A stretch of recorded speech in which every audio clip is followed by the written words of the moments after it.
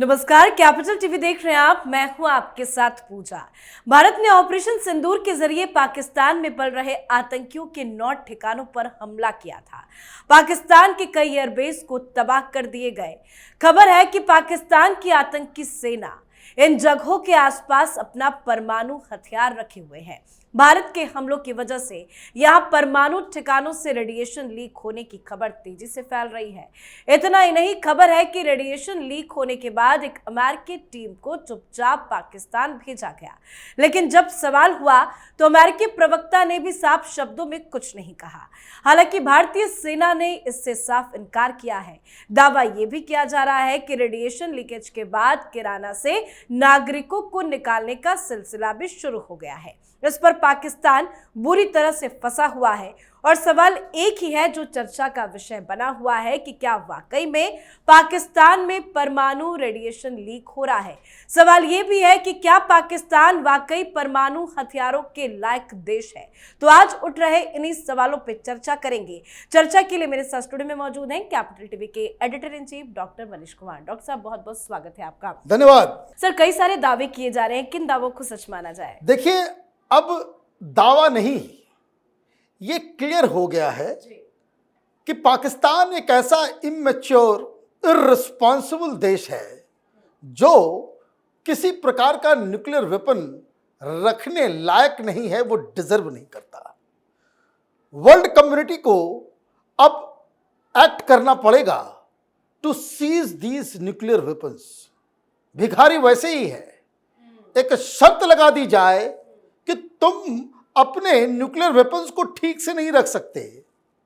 भाई, हिंदुस्तान ने जाकर के आपको तो मारा नहीं कि भाई कहाँ पे न्यूक्लियर इंस्टॉलेशन है, और न्यूक्लियर जो इंस्टॉलेशन तुम्हारा वो किराना हिल्स के अंदर है, वो तो 10 किलोमीटर जमीन के नीचे है, वहां तक तो कुछ जाएगा नहीं। तो ऐसा क्या तुमने गड़बड़ कर दिया?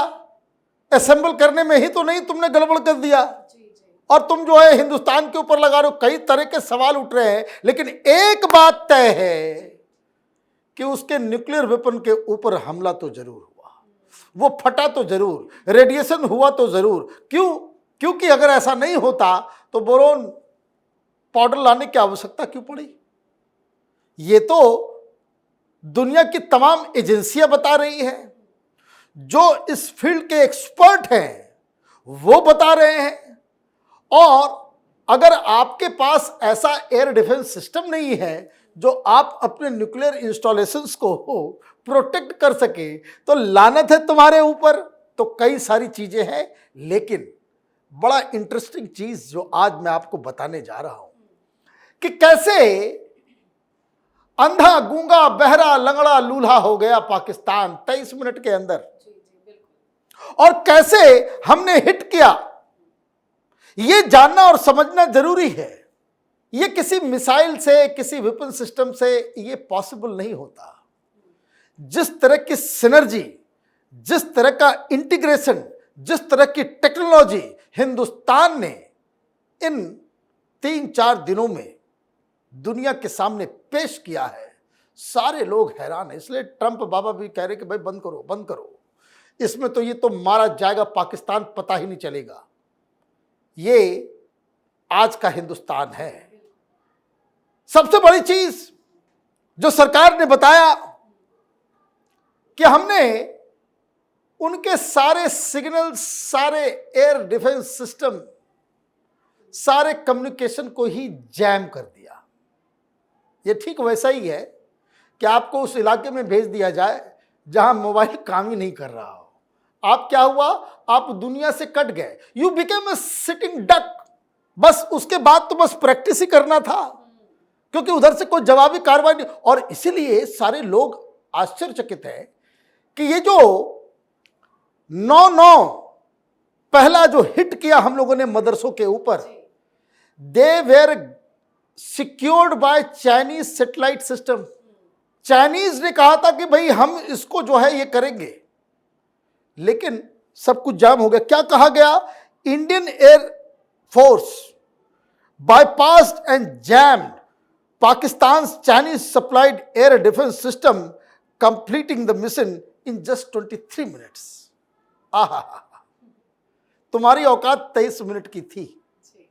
23 मिनट में तुम्हारे सारे जो है हवाबाजी हेकड़ी सब निकल गई, क्योंकि हमने आपके सारे कम्युनिकेशन सिस्टम को ही जाम कर दिया।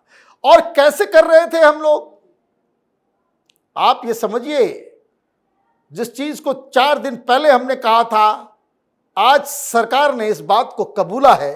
पीआईबी से रिलीज आई और ये बताया गया at least 10 satellites are continuously working round the clock for the strategic purpose to ensure the safety and security of the citizen of the country. Strategic purpose 10-10 satellite क्या कर रहे थे भाई? सैटेलाइट तो पाकिस्तान के पास है नहीं, सैटेलाइट से तो कहीं भी आप कहीं भी नजर रख सकते हो। क्या ये जो सटीक निशाना हम मार रहे थे वो सैटेलाइट के द्वारा दिया जा रहा था? ये तो अलग गेम हो गया। ये तो हम लोग पहले सुनते थे स्पेस वॉर, ये उस तरीके का हो गया कि सैटेलाइट से हम डिटेक्ट कर रहे हैं, कोऑर्डिनेशन को बता रहे हैं और हमारे मिसाइल्स जो है वो काम कर रहे हैं। आगे क्या बताया गया? To ensure the safety of the country the nation has to serve through its satellite, it has to monitor at least 7,000 square kilometre seashore area. हर जगह नजर बनी हुई थी। मैंने कहा था कि ये जो इसरो सैटेलाइट भेजता है वो खिलौने नहीं भेज रहा, उसका एक पर्पस है और वो पर्पस इस 3 दिन के युद्ध में दिखा। It has to monitor entire northern part continuously. वो लिख नहीं सकते, लेकिन पाकिस्तान के हर चप्पे चप्पे पे नजर है।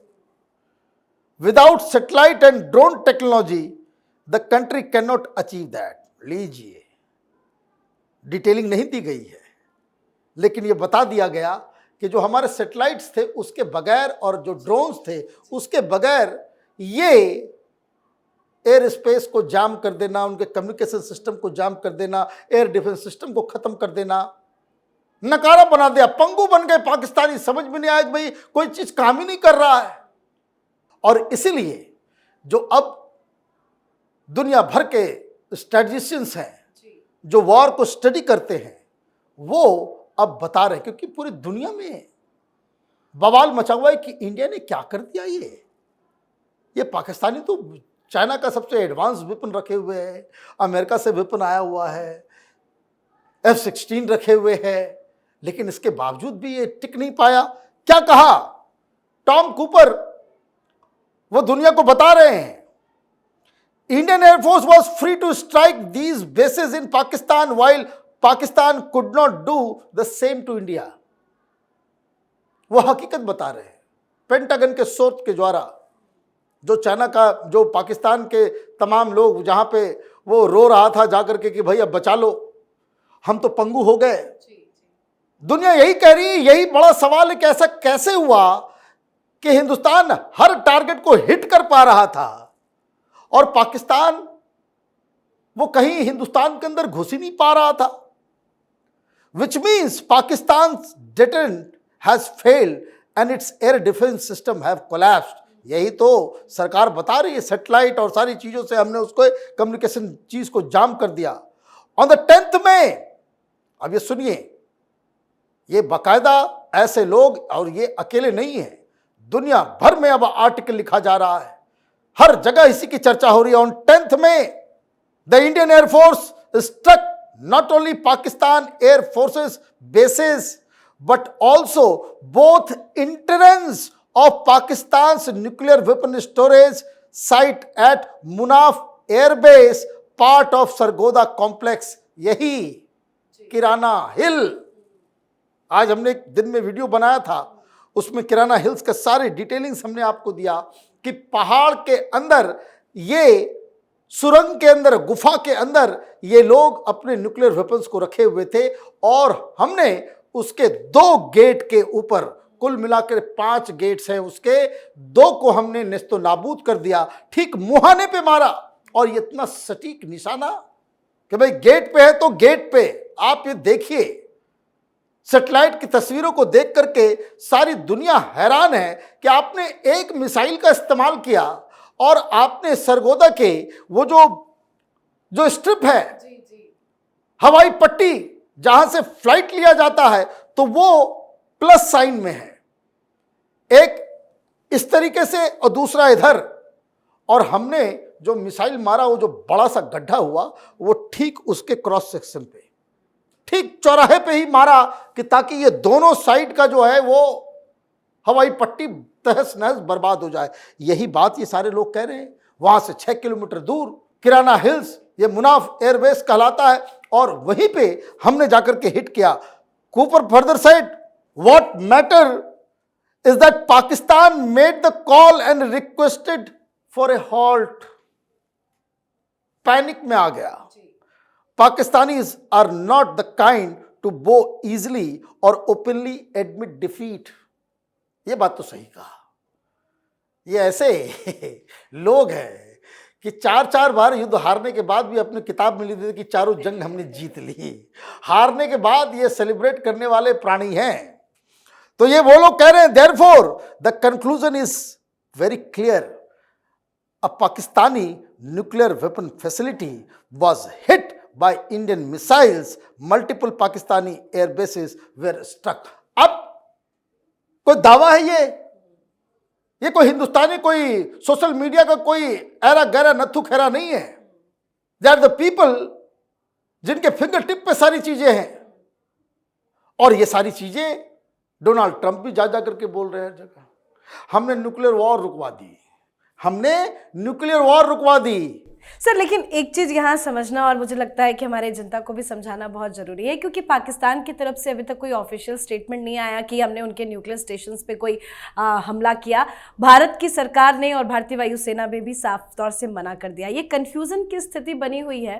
देखिए, कन्फ्यूज़न की स्थिति इसलिए बनी हुई है, भारत अपने आप को एक एग्रेसर और लक्ष्मण रेखा को क्रॉस करने वाला मुल्क नहीं समझता। जी बिल्कुल।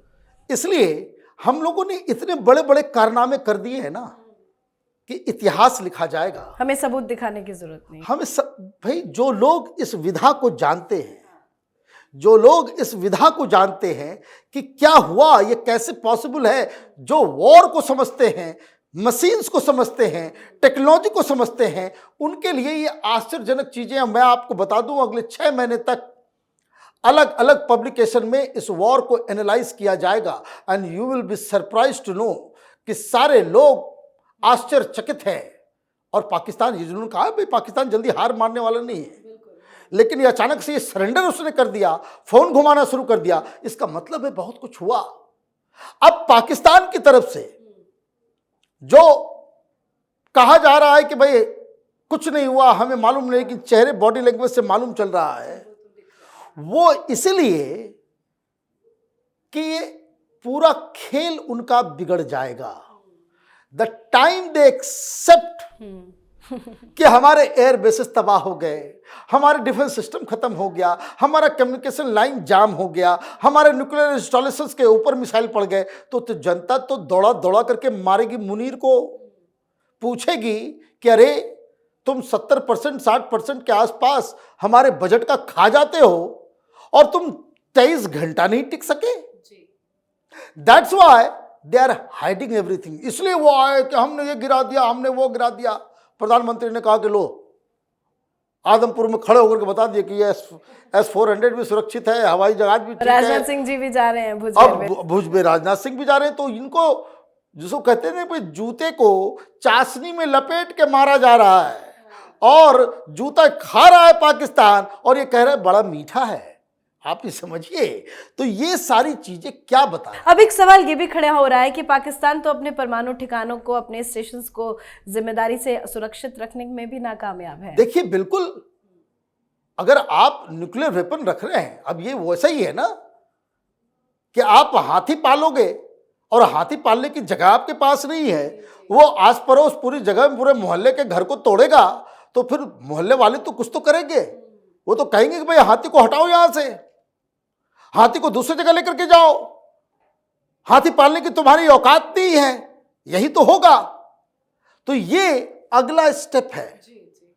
पाकिस्तान ये जो ब्लफ मार रहा था न्यूक्लियर न्यूक्लियर न्यूक्लियर, ऐसा ठोका गया है कि जो प्रधानमंत्री जो क्यों हर सेंटेंस के बाद कह रहे हैं कि न्यूक्लियर ब्लैकमेलिंग नहीं चलेगी, हमारे विदेश मंत्रालय के स्पोक्स पर्सन जायसवाल साहब भी कह रहे हैं न्यूक्लियर ब्लैकमेलिंग नहीं चलेगी, यही बात विदेश मंत्री भी कह रहे हैं, यही हमारे आर्मी वाले भी कह रहे हैं, एयरफोर्स, कि हमने आपको बिल्कुल सटीक जवाब दिया है, ये ब्लैकमेलिंग नहीं चलेगी। अब ना the role of diplomacy comes in, अब ये बात पूरी दुनिया में बतानी चाहिए कि ये आदमी ये जो मुल्क है ये खतरनाक है, ये अपने पास तो संभाल के रख नहीं पाएगा, और इस तरह की स्थिति में अब पता नहीं भाई, हम अगर कोई मिसाइल गिरा भी वो तो पहाड़ी के ऊपर गिरा, तुम्हारे न्यूक्लियर वेपन्स वगैरह तो अंदर है गुफा के अंदर, वहां गड़बड़ी कैसे हो गई, वहां से लीकेज कैसे हो गया,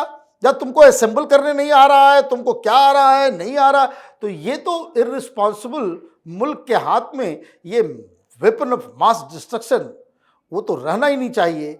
अब दुनिया को सोचना पड़ेगा कि कैसे इस न्यूक्लियर वेपन का जो जखीरा है पाकिस्तान के पास, उसको सेफ हैंड में सुनिश्चित किया जाए। बिल्कुल सर, बहुत बहुत धन्यवाद सर समझाने के लिए। धन्यवाद। तो आतंकियों की आकाओं को पालने पोसने और पहलगाम जैसी आतंकी घटनाओं के जरिए भारत में निर्दोष नागरिकों को निशाना बनाने वाला पाकिस्तान भारत को आंख दिखाने वक्त एक बात को लेकर सबसे ज्यादा धौंस दिखाता रहा है, वो ये कि वो एक परमाणु ताकत है। पर ऑपरेशन सिंदूर के तहत पहले आतंकियों के ठिकानों और उसके बाद पाकिस्तानी वायुसेना के 11 एयरबेस पर सटीक निशाना लगाने और उन्हें भारी नुकसान पहुंचाने के बाद भारत ने साफ कर दिया है कि वो पाकिस्तान का न्यूक्लियर ब्लैकमेल अब नहीं सहेगा। पाकिस्तान का परमाणु ब्लफ अब फेल हो चुका है और पूरी दुनिया उसकी गैर जिम्मेदारी देख भी रही है। तो आप अपनी राय कमेंट करके लिखिएगा। देखते रहिए कैपिटल टीवी। नमस्कार।